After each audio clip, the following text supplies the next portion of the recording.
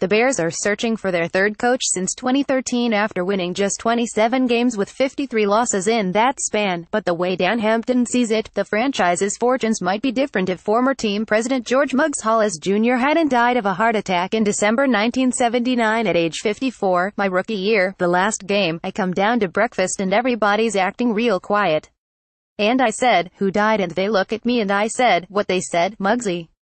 Muggsy Halas died upstairs that night before the game, said Hampton, a Hall of Fame defensive lineman and member of the 1985 Super Bowl champion Bears.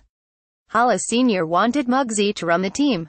And when he died, then he knew the next in line was Mike McCaskey, and he went to his grave wanting to avoid it at all cost because he knew Mike didn't have that type of intuition and mentality. When George Halas Sr. died in 1983, Virginia Halas McCaskey and sons, Michael and George, assumed operational control of the team. It's strange. The McCaskeys' grandfather, I'm talking about Mike and George and the rest of them, their grandfather invented the NFL, but they don't know much about football, Hampton said. So, think about that. Your grandfather invented the Model A and became Ford, but you don't know anything about cars.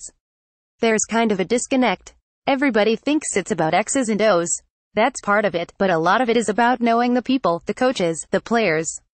Mike Ditka said in the documentary 85, the greatest team in football history, we had a lot of good players and we had some people who didn't need to be on the team. My job was deciding which ones were which. Okay, the McCaskeys don't know who is who yet. That's why they had to go out and hire people to find Phil Emery, which was a disaster.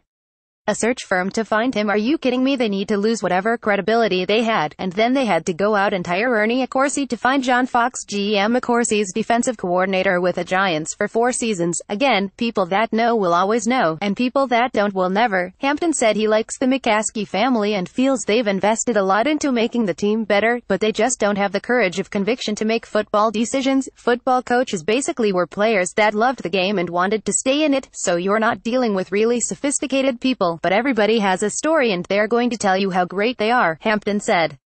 You have to know what to look at to identify who can cut it. Halas Sr. knew that Ditka could cut it. Muggsy's the one that hired general manager Jim Finks. Michael McCaskey was team president when the Bears won in '85, but he later ushered out general manager Jerry Vainisi and Ditka and shouldered the blame for the botched hiring of coach Dave McInnes in 1999, which ultimately led to McCaskey losing operational control. Hampton, a Pro Football Hall of Fame defensive end who still rankled McCaskey wanted to cut him before his final season in 1990, said, Mike has done no favors to the Chicago Bears and the Chicago Bear fans. But the rest of the family, they try to do everything they can. They're spending a ton of money. They spent more than $50 million this year in needless free agent contracts that didn't pan out, like Mike Glennon, Marcus Whedon, Quentin Demps, all these guys. $50 million. And we go, oh, they're too cheap. I mean, it's a fortune. The problem isn't the McCaskey family, it's the McCaskey family's inability to make decisions with conviction about who should run the Bears. And in that way you can't blame them because they don't want to make the wrong decision. It's easier to hire somebody to make the wrong decision. Speaking of hiring decisions, if Hampton had his way, the Bears would keep Vic Fangio as defensive coordinator and hire Vikings offensive coordinator Pat Shurmur to replace Fox, who was fired Monday. Vic Fangio did an amazing job. I'd be happy with him staying, Hampton said. And they bring in, say, Pat Shurmur as the head coach and he tutors the quarterback. You have the defense taken care of. You have the offense taken care of with someone who has gotten 13 wins out of a journeyman and a nobody backfield. Thinking about this, if I was to tell you Minnesota was going to win 13 games with Jerick McKinnon and Latavius Murray and Case Keenum, you would have said I was on crack. So I'm just saying that's what you want, somebody who can take some you-know-what and make it work. Hampton added he believes general manager Ryan Pace can determine what qualities are most important in a coach. You know, everybody's saying Eagles quarterbacks coach John DeFilippo. He looks like he's 15, Hampton said. You have to have somebody who will command the team. Pat Shurmur was a head coach 8 years ago. He knows the things that he did well, the things that he did wrong, but I think he would be a great fit.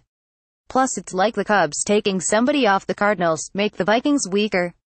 Right, it's perfect. Plain Thompson at ChicagoTribune.com, Twitter at _Phil_Thompson. Dan Hampton praises new 1985 Bears documentary, but he has one regret. Bears meet with Pat Shurmur, completing interviews in Minnesota. George Edwards is the second candidate, and second defensive coordinator, to interview with Bears.